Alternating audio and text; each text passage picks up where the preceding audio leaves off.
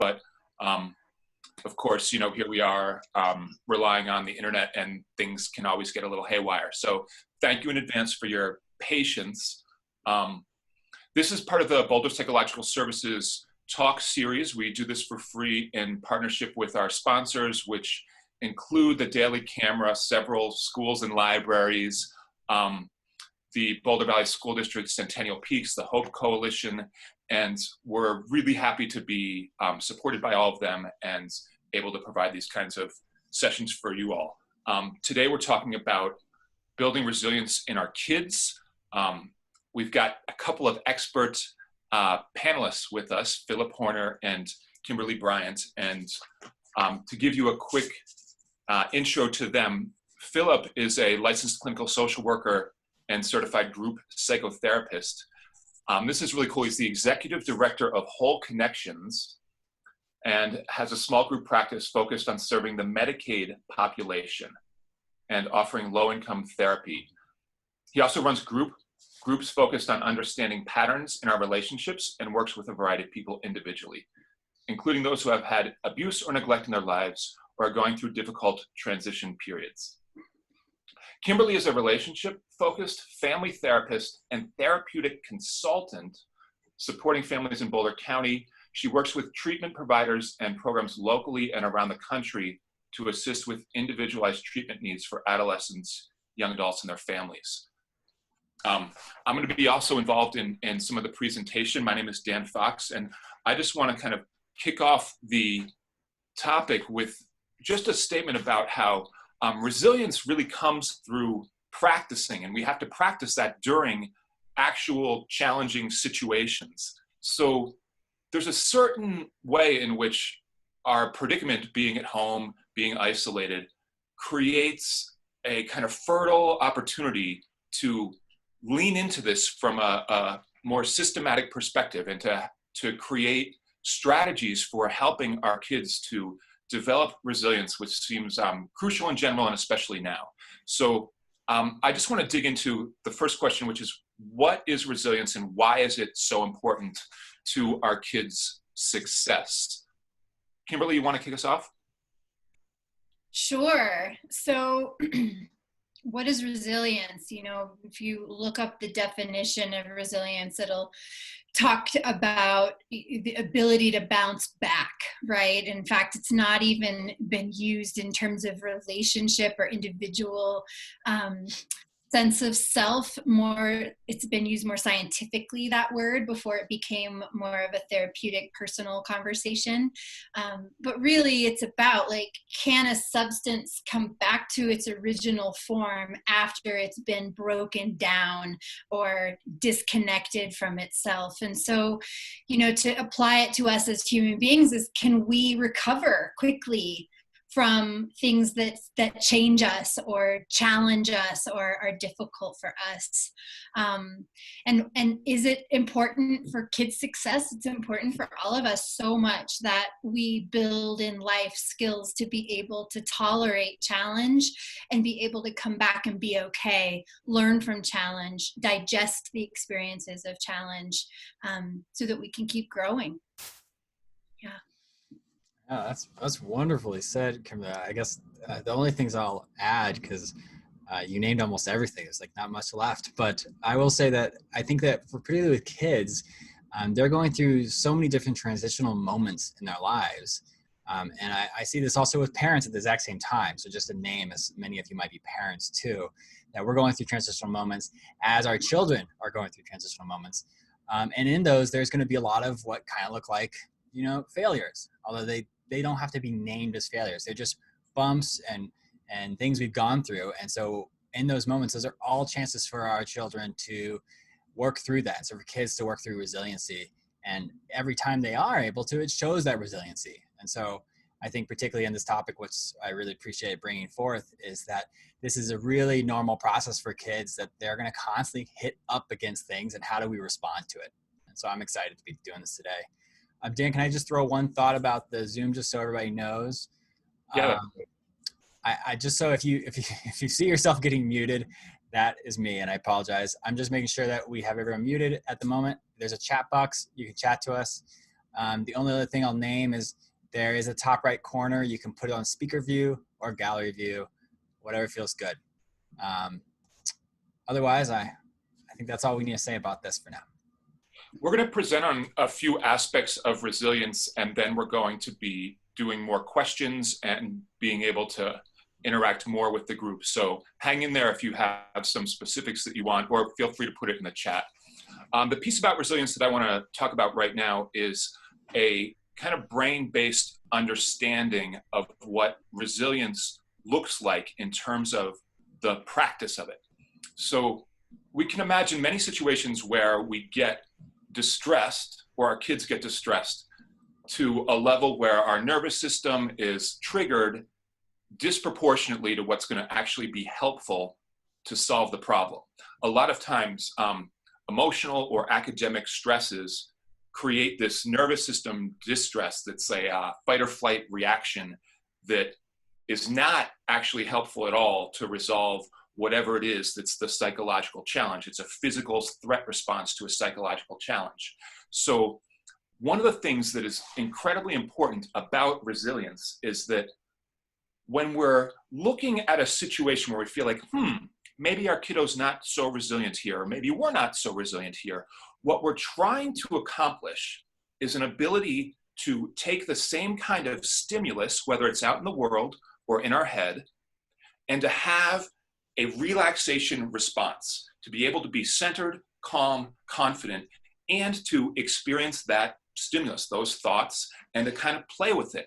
The challenge that we have that prevents us from being able to kind of feel and deal and causes us to fight or flight with these situations is that our alarm system goes up, and that normal ability to kind of think through in a relaxed way turns off when we get into these kind of overwhelmed, threatening situations. And so we're not thinking very well. So the first and really most crucial step to actually practice this is an ability to kind of find our center, to get to a relaxed situation.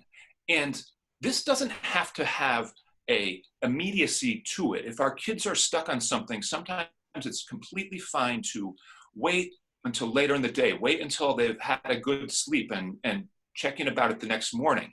Because in the next morning, if we can revisit the situation with the stimulus and their attitude, their confidence, their relaxation really up for us, then we've accomplished something. Now we have this chance at the brain level for a wiring of the emotions of confidence and relaxation with that stimulus. When those things are firing at the same time, it's going to wire together, and that's what we're looking for.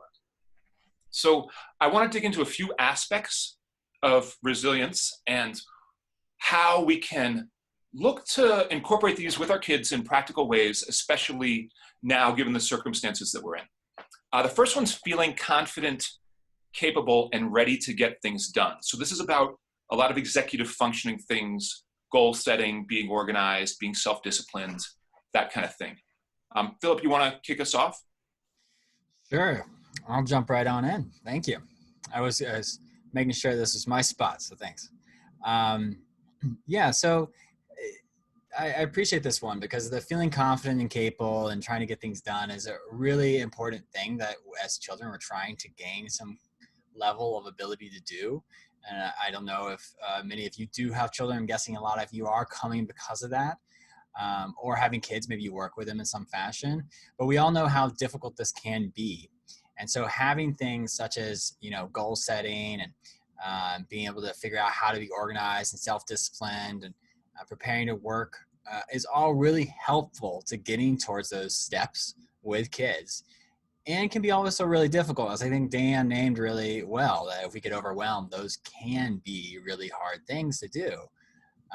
But it also, I will say that these small things, so such as like, feeling confident and capable, some of the things that are really important for us to do then is how do we set a goal around this? How do we plan for it? And how do we organize it?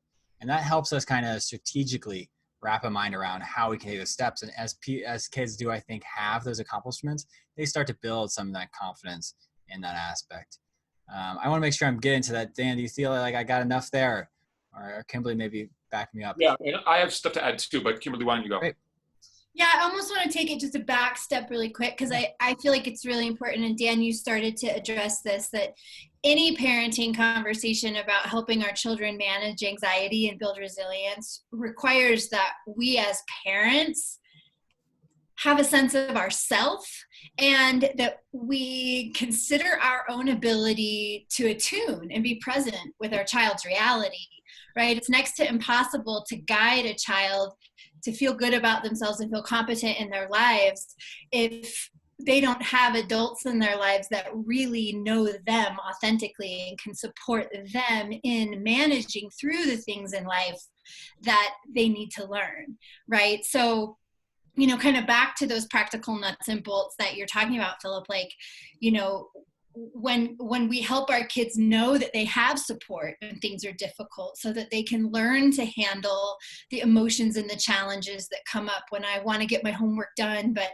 I just can't figure this out and I'm feeling stuck, right? Like when we're wanting them to work and live within a structure, are we giving them a structure and a schedule and this idea of adequate supportive supervision, right? Like does the supervision and the support that I'm giving to my child really meet their need, right? Not mine and not what my other child or what I think it should be, but does it meet their need? Mm-hmm. And is it supportive, Mm-hmm. right? I'm not just giving them a structure and saying you need to go sit down and do your work in this time, but do I know when they actually need a hand with what's going on?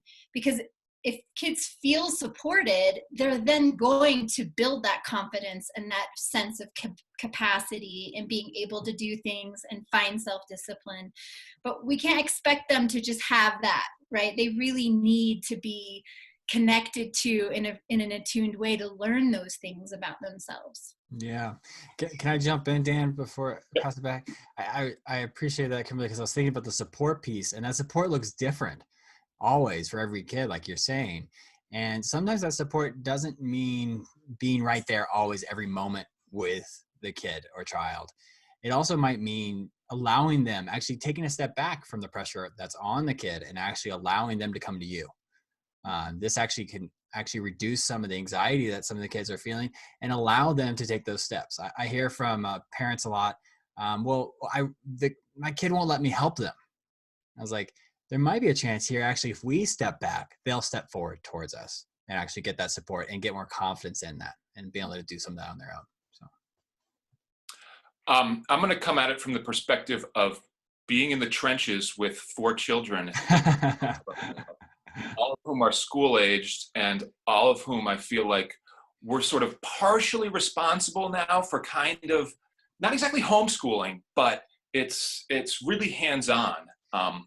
And it's not that successful in my house. I want to just make sure that people know that there's there's a lot reality. of It's good. to tolerate in these situations.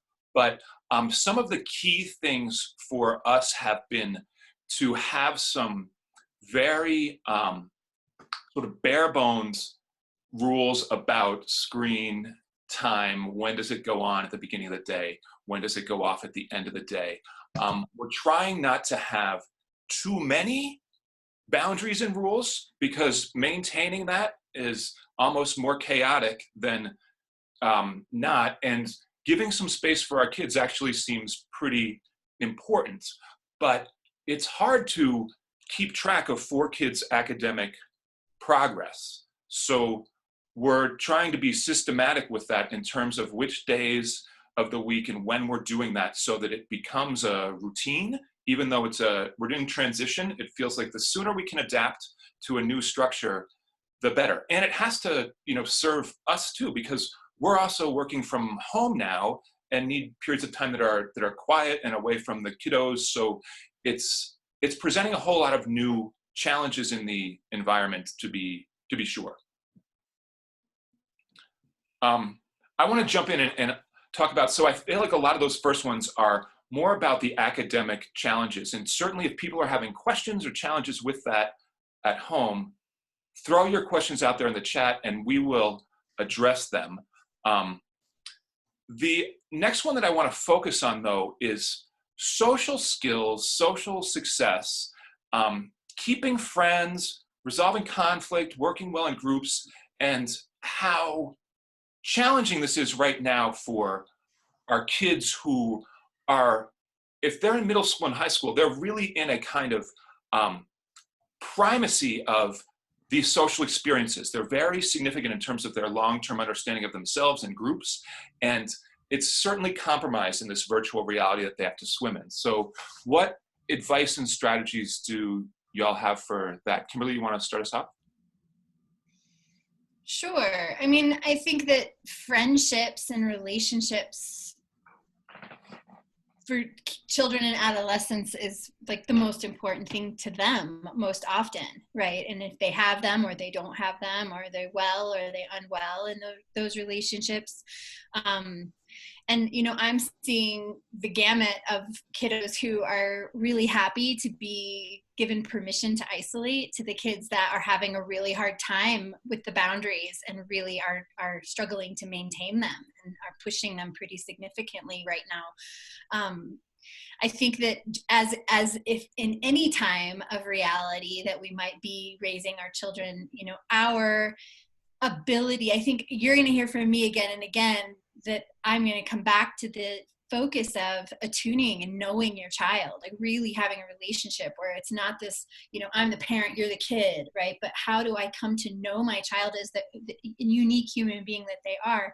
And because in that way, then I really can meet them and support them with whatever the social challenges are or whatever the social celebrations are that are working for them. And I think in this time right now, to be able to know, wow, like, you know, my child's, oh my gosh, my child is a social media addict all of a sudden. Well, you know, like that might be because your child is really finding their social life now in a new way that maybe they didn't before.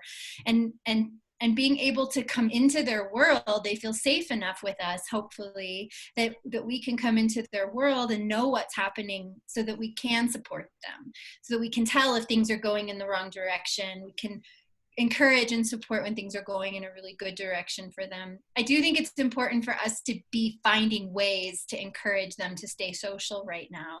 And I would say that especially for our kids who might otherwise not, right? That, you know, if there's some way to engage them in a group, and there's lots of things going on, and we can talk about those resources and what's happening in the community a little bit more, but, you know, engaging in any way that keeps them social right now, supporting them and doing that in healthy ways is really important. Yeah, I appreciate that acknowledgement. And I want to just name that this is something we all know because we're naming it already in our answers. But with this stay at home, which I'm imagining you're all in Colorado, though you could be anywhere, I guess, we're all a stay home order. So that's creating this extra complication with our ability to support social time for our children, which is so important for them. So this has come up with a lot of the kids I work with currently, and the families trying to figure out what to do and how to work with this. And it's a delicate boundary. I think that Kimberly spoke well to it, that trying to find ways to support this. And I like Kimberly to say, well, I'll come back to this a lot. And I'm going to come back to this idea a lot too, is that there's this balance we have to find, and it's individual for each kid, of what does support look like? And how much of it is pressuring our child rather than supporting our child. And so there is this fine line of a difference between that. And it's going to depend on the kid. And you'll know by the kid's response a lot of times. The kid will literally, and I've had kids say this, like, give me some space. They really literally mean at that moment, possibly some space would help them in this process. But I do think being able to find a way to support, giving opportunities for that, because at this time, I hear kids from everything from breaking their own curfews and going out and doing things, which is probably really hard in a lot of households right now, to kids not having any interaction and staying at home and not seeing any kids. And so there is obviously ways we can do that through social engagement, through online, like Zoom, which, you know, there's lots of platforms like this that you can get for free to do. But that level of building a confidence is built around the idea also that we are constantly comparing ourselves with other people. And sometimes that influence does impact our level of ability to get through difficult times. And so being able to see and reflect and hear from people, our peers, and hear their responses and their positivity towards us really makes a huge impact on us. And so I think kids particularly, they're still forming some of these dynamics, they're still forming some of these thoughts. Their brains are still growing around this idea of how they can get through this. So having their support and having kids have other kids support, that is so important. So how do we do that? That's that's a big question in this time. I think finding a way to do it through online is really wonderful if we're able to, and finding ways that feel safe for us to do it so that we're not contracting or making things health-wise unsafe for us. So let me mute there. Just things to note. So that's kind of where I am at with that, I think, for now.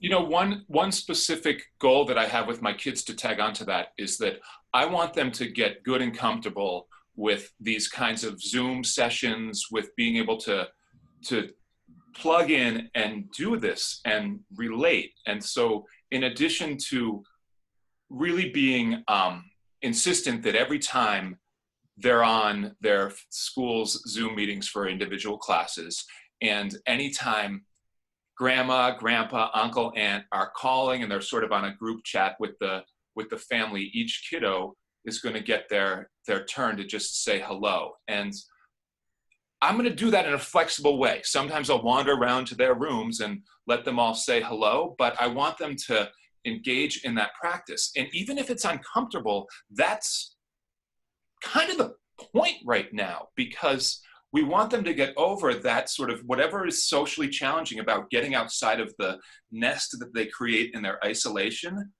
is useful to push out that way and be challenged and be practicing expressing themselves and being aware of other people and trying to interpret things. These are all ways that we're going to develop empathy, but also have a social practiced skill set that enables us to have some resilience when we are challenged in the social domain. Yeah. Can I jump one more idea? Yeah. Trying to support this, I was just thinking about that, I was looking through the notes, is really hard. But I also think one idea, and this doesn't work for everything, a lot of these nuggets we might put out there might not work for you, and I hope some do. But being able to also share your own difficulty in these moments, not getting into far depth, but just how it is hard to connect right now, or you're missing this or missing that, might allow your children to open up a little bit too, because they're saying, oh, my experience is something, my parents are struggling with too. And so depending on the age and depending what feels appropriate, that is a helpful way to get them talking to you about some of this. I want to jump down, Phillip and Kimberly, to the one about struggling with failure. And the points that are coming up here around resilience are really well articulated in a book by Lynn Lyons called Anxious Kids, Anxious Parents, 7 Ways to Stop the Worry Cycle and Raise Courageous and Independent Children. So one of the things that is, a common theme is the way that they look at the idea of not accommodating every need, avoiding the elimination of all risks, not providing all the answers, allowing our kids to fail, and how important that experience is in building resilience. So I wonder if the two of you have something to add to that and how we can incorporate that idea into our day-to-day interactions. Yeah, I think one of the things, and this is a little bit of a scare tactic perhaps, of like why we should let things be difficult for our children. And the reasons why we need to have relationships with them where we can support them when things are difficult is, in my work, seeing a lot of young adults, we've had this huge,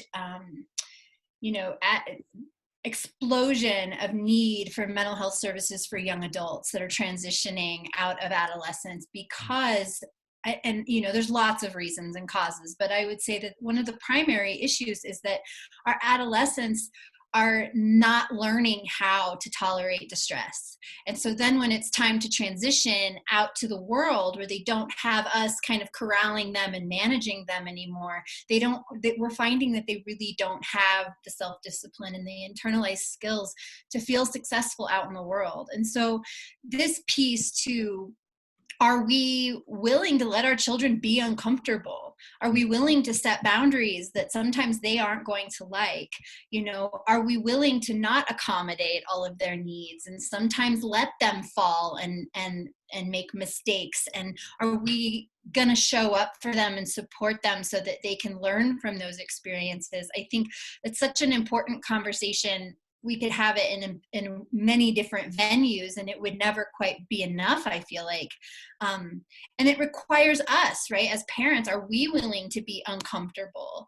And are we going to be patient and unsure with our children? And I think the with is all in capital letters. Like, can we be in that unknown discomfort with them and support them in learning that they can handle it, they can tolerate it, they're going to be okay, and then see all the cool stuff that comes from that when we can support them in slowing down and being uncomfortable and figuring difficult things out. We all learn that we are more capable and more resilient. Mm-hmm. Yeah, I can't say it much better myself, so I'll just echo a lot of what Kimberly and Dan have already said, and just name that risks are really taking these experiences and opportunities are really important for us. And a lot of ways, if we don't get them at particularly a young age, these chances for us to experience and go through them, we are going to have a really hard time working on them later in life too. And so these are chances for us to experience these emotions, and we don't have to look at them as like quote unquote bad emotions. They are emotion. And we look at them as these are all spectrums of emotions, and they can all be good to have to their limiting, of course, safety, of course.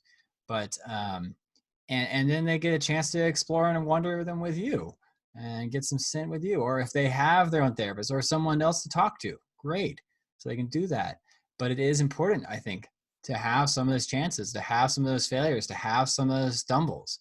Those do also build and support resiliency too. So I like this thought. I'm going to start throwing out some of the questions that we've gotten about resilience already, but also I want to add some from the folks in the chat. So if you have specific questions, please throw them out so that we can kind of gear what we're saying to your specific needs. But the first one I want to throw out there is a question about, as parents, our own mental health, and what is the connection between our mental health and our kids' resilience. And here we are at home, compromised in our own coping strategies as well. So how can we support our kids when we're struggling ourselves? And is it bad if we're struggling while we're trying to support them? Can I jump on? This is an interesting one, because I think that there's a lot of ways to look at this, but I do think that much like us as therapists, if, for instance, we, the three of us as being therapists, don't take care of ourselves, we're not able to be very productive and helpful towards working with our clients. It's not going to work very well because we're going to be also struggling all the time. Saying that, the three of us probably have had all our own struggles during this period, and we're trying to figure out how to work with them. I think there's a similarity in that aspect, that as parents, we have to make sure that we're taking care of ourselves too. And of course, we put kids as priority, and that is important. And if we think about it in that aspect too, for us to be fully there for our kids, we need to find ways also to take care of ourselves. I think that is a modeling also, and shows for kids, our parents are really trying to take this step to take care of this, take care of that. It's showing them also and a guide to them how to do this. And I think it's something also you can encourage to talk to your kids about how you're trying to do this. But there is, I think, that important question you're naming, like, what's the connection between these two? My mental health and kids' resiliency. And there's an interesting kind of wave here. And so I don't think there's any perfect, if you do it this way, your kids' resiliency be this. Because I've seen it in all broads where mental health isn't good and the kids' resiliency builds. And so I think it is really important for us to note that I think there is a relationship to it. I don't know what it looks like, but I will state that I think that as kids are able to see and be transparent and acknowledge and see where the parents are, their ability to work and counter that and be able to step in ways they need to. So if there are things missing, their chances to step into that is an opportunity, as we were talking about earlier, for them to build that. It does not always work perfectly that way. That's why I think everything you take here is unique for your situations. So, but I am curious to hear from others what their thoughts are. So. I mean, I think it varies, right? If you know, if I'm having such a difficult time that I can't really attend to my child and what's going on with them, then that's, you know, that's perhaps at a level where I really need to get some additional support for myself. And what does that mean? You know, is that friends? Is that community and family? Is that therapy for myself? What do I need? And just so everybody knows, we're all still right here and available to help you find what you need. And there's a lot of mental health workers that are, you know, at it. So please keep utilizing us as much as you need. But I really feel like, you know, our children know everything that's going on with us, no matter what we are showing them or trying not to show them, they're aware. And so, you know, just as we're talking about what does it mean to be resilient for our children, you know, to teach our children resilience, you know, to help them learn to slow down, to identify what's going on, to, you know, try it a different way, to do the things to learn from the challenges. How are we as parents also kind of showing up to do that work with ourselves? And it's really hard. It's really, really hard when we're stressed and we're having a hard time. And our children seeing us being willing to be vulnerable and get support for ourselves and do the things that help us become more resilient also impacts their capacity for resilience as well. Two things I just want to add on to what you all said. One is that one of the most I don't know, like important things for me personally that I try to focus on is when I have that disconnect between my level of sort of like emotional triggeredness versus what the situation calls for, that moment, I want to try to keep that in check. I want to notice it. I want to say something and pull myself out of the situation, give myself a little timeout, a break to kind of regroup. And doing that in front of my kids, even though sometimes I feel like, you know, we feel like we're letting them win or something because we're in the middle of an argument. In the long haul, it's really modeling for them how to be aware of and regulate their emotions. And being able to calm down and consider things is crucial for resilience. If we can't settle our nervous system down, we're not going to be able to get the practice necessary. So that aspect for us to model, I think, is so, so helpful. The second thing that has come up for me around this is that I feel like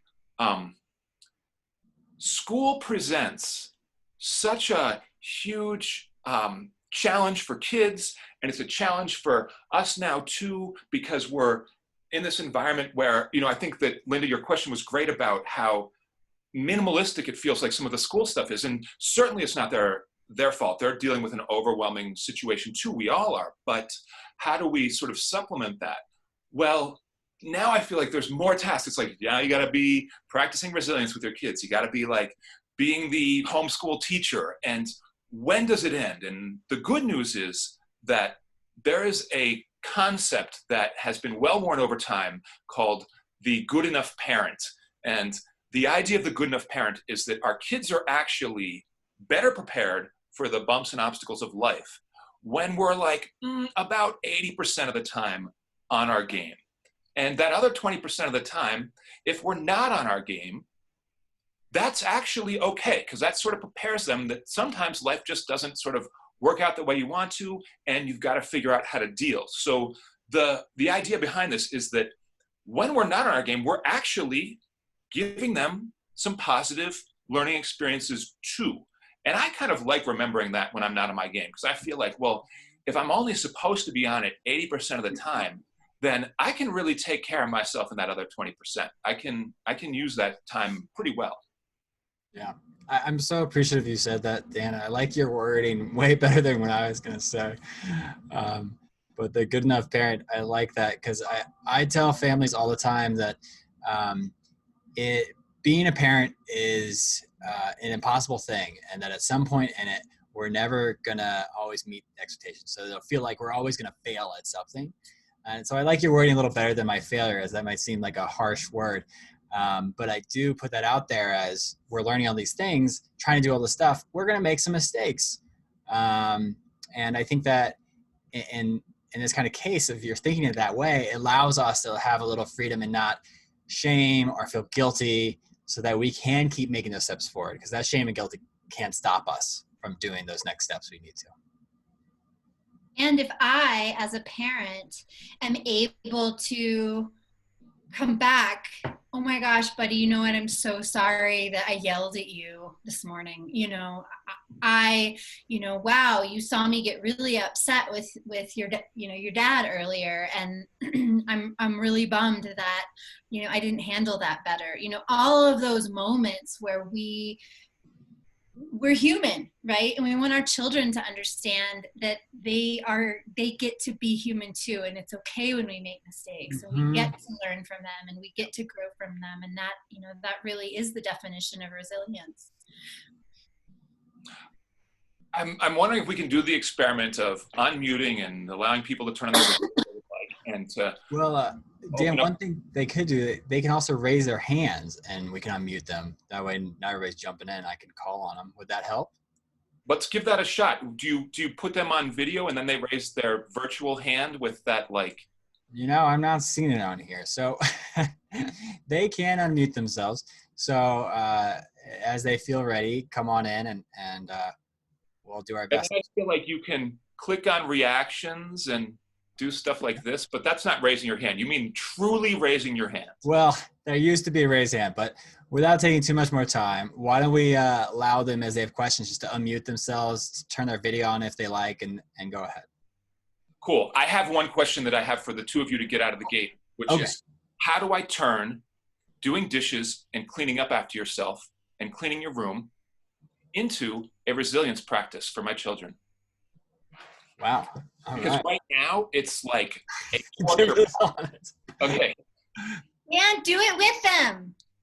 Do it with them. Good. I like the modeling. Yeah. It makes it sound so easy, right?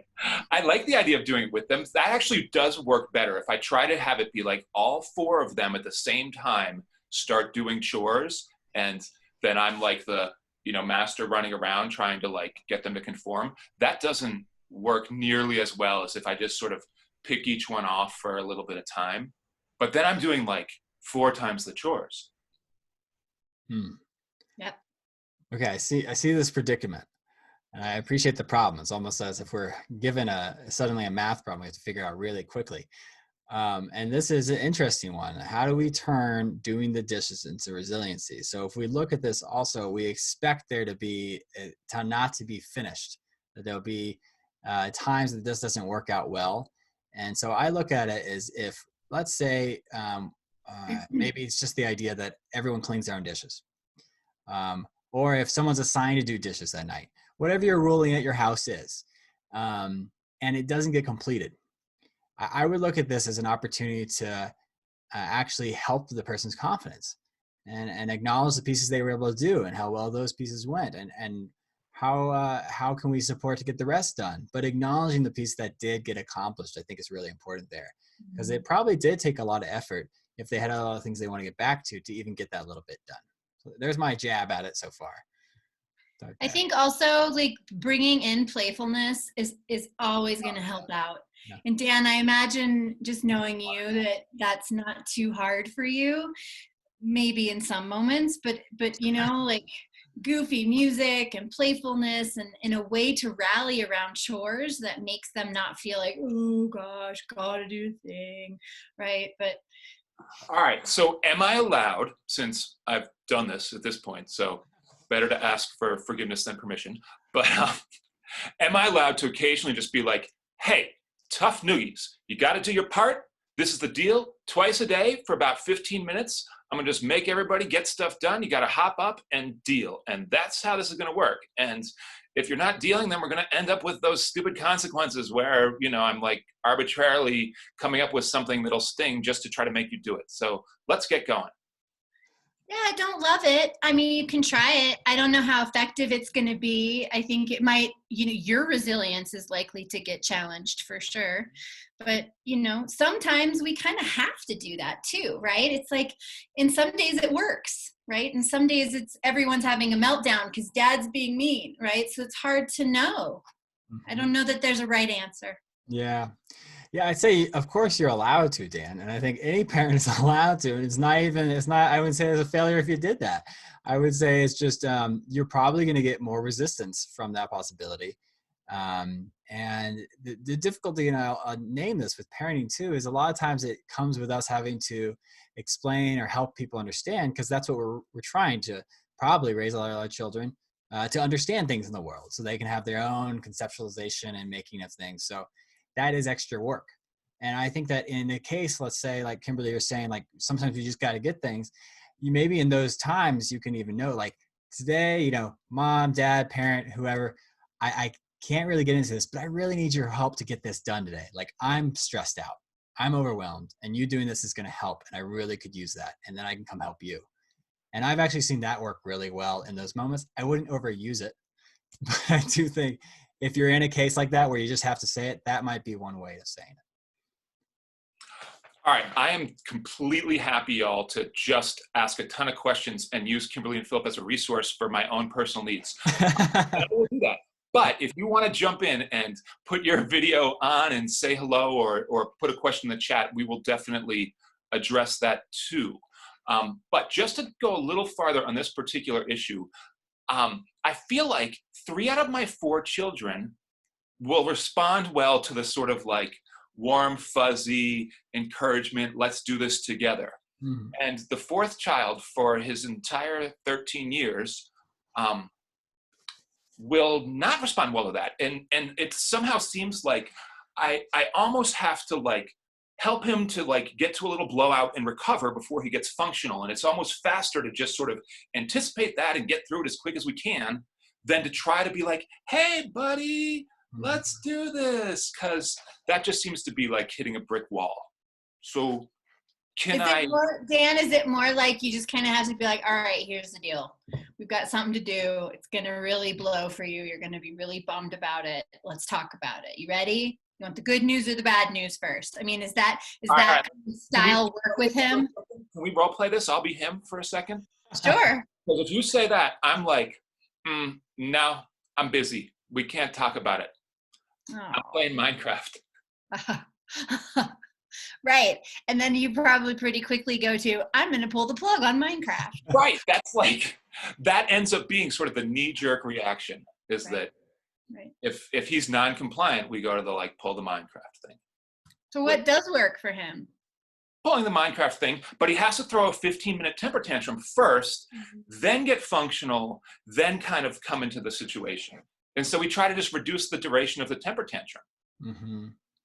Well, in that case, the temper tantrum is trying to say something. So I wonder in some cases, can we speak to that before the temper tantrum happens? And so I'm imagining as the parent of this child that you already know what the temper tantrum is trying to say. So if that is a part of this person, right, and they're trying to speak out loud, can you speak to that before that part has to be spoken? Yes, like telling him like, look, I know you don't want to get interrupted and clean stuff that doesn't really feel like yours. Yeah. And we're going to do it right now because otherwise you're going to get interrupted for an additional 15 minutes and you don't want that. And I understand that's tough. I mean, truly, at the end of the day, if I am completely on my A game and just like a cheerleader, hey buddy, hang in there. And he's like, and I just take it like 10 times with a smile on my face and still cheerlead him, then sometimes we can just get him to sort of begrudgingly do it. But it seems like it's those 2 routes. One, I have to just be like so sweet and take it. Or the other, I'm just like, enough's enough. He flips out for a bit and then we're back on track. Neither one seems to totally build resilience. Mm-hmm. Yeah. Because it just keeps happening. You're not really getting into a new groove. Right. Although the best we have, and this goes back to that idea of timing doesn't particularly matter. As long as we can kind of consider this stuff from a centered place, it works pretty well. So every once in a while, when we have a meeting where it's both me and mom and him, so it's 2 parents on one, which they don't often get because we're a 4-kid family, then we can kind of sort of gently tag team it. And he sort of likes the attention kind of this 2-on-1 thing. And it's a meeting that's become routine. Mm-hmm. So there's this expectation that we're going to reflect during those meetings about how things are generally going. And that we've been able to capitalize on some of these issues in those meetings. Yeah, it sounds like he really needs some attention to feel like he can move forward into doing the things that are wanted of him. And it sounds like when you guys show up and give him that, that really helps him. Mm-hmm. Right. Even though when we show up, he's a negative merger, right? He like gets contradictory and sort of, you know, mean and teasing or something as his way of like, you know, connecting somehow. Yeah. Well, let's remember this, and hopefully this helps to all the parents out there or people who work with kids, is that depending on the kid's age, and I don't know which one of your children this is, but we don't always communicate directly, let alone do we do that as adults. But we say things in different patterns of what we need, and we don't say it directly. So we have to find a way to communicate it. And so I agree with Kimberly. It sounds like, you know, not to get into your whole family dynamics, but it does sound like this kid wants more and needs more attention. And maybe that tinted tantrum, as you put it, the 15 minutes, is not actually saying I don't want to be interrupted, but it's saying I want different kind of attention from you, and I might need it in a different way. And he might continue to say some things in some ways that makes you think that's not true. Again, I'm not here to be the family therapist, but just wondering, you know, and for all the parents listening too, we're thinking about, is there something else they're saying with what they're doing? Is there some other reason? And that's where it's great to have maybe, you know, a therapist or family therapist to help try and do some of that translation, because it's not always going to be direct. It rarely do our kids say what they really need or want, because they're still trying to figure out how to communicate. Most likely they're communicating the ways they're seen in their household. I have a client later in life now who learned at a young age, one way to communicate was to get attention was to throw things and break stuff. And that was just seen in the house. So as a kid, you know, he did the same thing. Made sense. He was modeled that. And so that's just an example of how our kids are doing that. But yeah. So we've got about 10 minutes left, folks. If you've got questions, don't wait. You're going to lose your chance. I have a big one that I want to dig into in the meantime, which is about resilience and our kids using substances. And right now, you know, the word out there is that alcohol and substance use has increased for people who are, you know, sort of relying on that as their coping strategy or escape or addictive, whatever. And that's, you know, in part because people are more stressed and trying to cope with the coronavirus and all that. And at the same time, I'm talking to adolescent clients who are now like isolated in their rooms, and they're pretty darn bored in some situations. And kids that seem to have a proclivity for substance use seem to be having a bigger challenge with it now. And that certainly seems to be a barrier to resilience, right? That's a barrier to resilience, right? Let me just throw out, because I know we keep telling you ask questions. Just if you have one, just even say I have one and put it in the chat, and we'll get to you. Yeah, I liked how you asked that question. Like, is it a barrier to resiliency? I'm not 100% sure it's always a barrier. I'm not promoting kids to go use substances, but I do wonder if those are opportunities also for them to step back and learn something from as well. Not saying use substances so you can learn it, but if that's happening, that is a chance for them to build resiliency out of it as they learn ways to not be stuck in that substance use. But what I'm hearing from you, Dan, is kind of, well, what do we do if the kids now are isolated more, they're using more? How do we help them in those situations so they have those opportunities to be? And I think this is a great chance for resiliency for the kids. They are stuck more at home. Is the choice going to be to use more substance, or is their choice to find another way to work with this? Partially because they might not be able to get substances quite as easily now. If they really are staying home, it might be really hard for them to do that. So now what are their options? If they can't use it, they're going to have to try and figure out other things. So I'm just recognizing that, yes, a lot of kids are still going out, but a lot are pretty much stuck. So they're not going to have that as much. So in this case, maybe this one alone, I think it is actually a great chance for resiliency to form. They're going to have to find other options. And I think that puts the pressure, that puts pressure on us as parents. Yeah. I'm experiencing at a whole nother level right now, because our kids who maybe have been feeling depressed and smoking pot to try to manage that depression, or they haven't really known how to get along socially very well, and then they found substances, and now they found some friends because they've been using. I think for those kids, this is a really tricky time, and I'm seeing an uptick of self-harming behaviors. I'm seeing a lot of concern with those kiddos because they don't have those coping skills, right? Whether that's the getting high, or that's the going and being with friends who are getting high, right? And so are we as parents able to find some additional space and time to attend to our kids and be curious with them, what's going on, what kind of and learning and finding. And I appreciate, the inquiry on the chat around, like, what do we do, right? Because I think there are some resources out there, but we have to know that our kids need them, and we need to be aware enough to be able to support and bring those to them. Mm-hmm. And when it comes to substance use, just as a little plug, I think it's always important for us to be curious with our kids. And coming back to this idea that Phillip mentioned of what is the behavior communicating? If behavior is always a communication, it might not be what we think it is, right? And so we're willing to be, why is my child smoking pot every day? I've had quite a few parents who've just realized that their children have been dealing with substance use issues because of the quarantine, and so working to try to get underneath the why. What is this serving, and how is this helping my child? And so that we can help them figure out some different alternatives. It's an important time for any of us who have kids who are using drugs, to be really curious with this, because this is an opportunity for us to help them right now. Yeah, there was a really good question there a minute ago.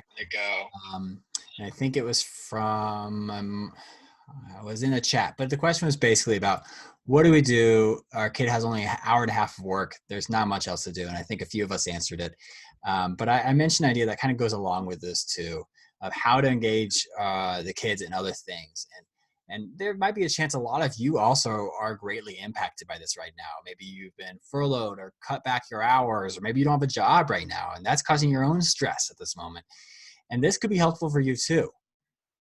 So one idea I've presented for some of my clients is, if the kids are open to it, some kids this will not work at all, but some kids will be open to this, that some of that extra work will be, could we do a project together? Could the family actually do something where they're researching, learning about something, presenting it to each other, and using that as a family activity?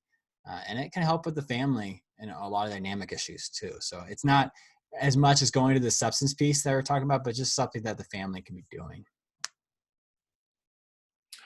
A couple thoughts on that. One, I feel like in terms of activities, it's really challenging to do stuff that's kind of like our normal ways of just de-stressing and coping, because we're so isolated. I mean, I would love to go and play like recreational basketball with another human being and just have that be like, it's something that I took for granted, but I feel like I'm missing that the most out of my weekly routine.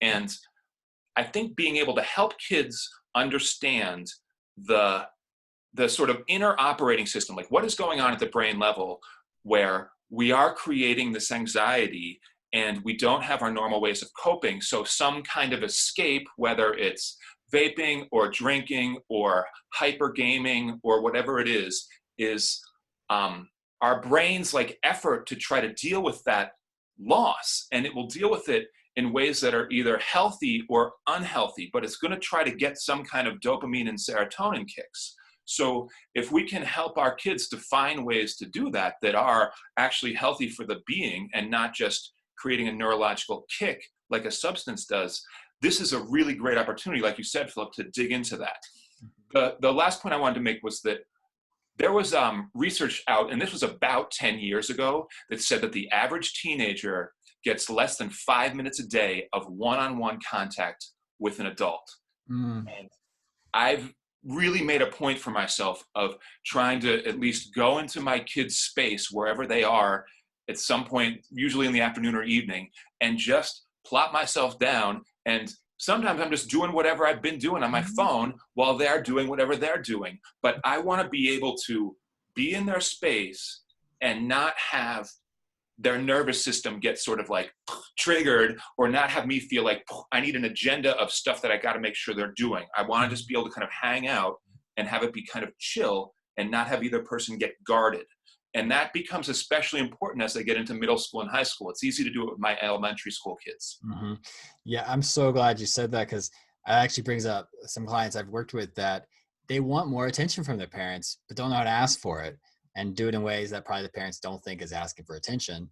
And I've named that idea. And actually, I've had the kids actually say how much it meant to them that they were sitting down and reading a book, and their dad just came over and just said, "Can I just sit here with you?" And it meant a lot just to sit there next to each other. And next thing you know, they're just chatting or they're doing something together. But it didn't have to be any conversation, didn't have to be an engagement in some way. Just being in the same space actually does a lot for kids. Love it. Yeah. Well, we got a minute here before we've got to wrap up. And I just want to share one thing I discovered over the last few days with the snow, which was, I mean, I don't know. I'm done with the snow. I didn't like that it was happening. And I like being outside. And I didn't want to go outside. And I knew I needed exercise. And I came up with this system that I was willing to do, which was to go outside for 4 minutes and run around the block. And 4 minutes changed my day. I can't believe it. Like, I got outside. It was just like nice to be like not confined. I got my heart rate up. I got inside, and it didn't like take that much time. I was like waiting for something to finish cooking, and I was like, oh, I have more than 4 minutes. Boom. And that kind of worked. So for me, like that physical thing, I feel like is a really nice way to get rid of some of the just sort of like angst and grindiness and chewing that we do on our mind. And a lot of times it's easier to start to problem solve and practice resilience once we've actually like fed our nervous system with a little physical activity. I really appreciate everybody on this call today. It's been wonderful for us to be able to share this with you. I want to give Phillip and Kimberly a chance to have any last thoughts and say their goodbyes. Kimberly, you want to go first? Yeah, I'm always just so grateful when parents show up to have these conversations. And thanks for being here. Thanks for putting your kids important enough to keep trying to learn how to do it really well by them. Appreciate you. Yeah, I agree. I'm really appreciative when I see parents show up. People have asked me like, well, what does a perfect parent look like? And it's not a parent that gets things right. That is definitely not it. It's a parent that's willing to come back and work on the mistakes and difficult times. And that means coming to things like this and trying to understand things differently. Even if you didn't get everything you needed, you attempted to make those steps. So that's where I think like that's being perfect parenting. You're trying to do those steps. So I just say if you have more questions or things, please feel to reach out to us. We know of a lot of support going around right now that communities are doing. So we're always happy to try and provide something. Yeah, thanks everyone for being involved today. And a final thought on that reaching out. Yeah, any feedback would be great, but also we're looking to do more of these in this kind of format over the next several weeks as a way to just support the community. So if you have any input, if you have any topics that you'd like, feel free to check in with us. You can find any of us at boulderpsychologicalservices.com. Okay. All right. Thank you. You all, everybody. Thanks. Bye. Take care, everybody.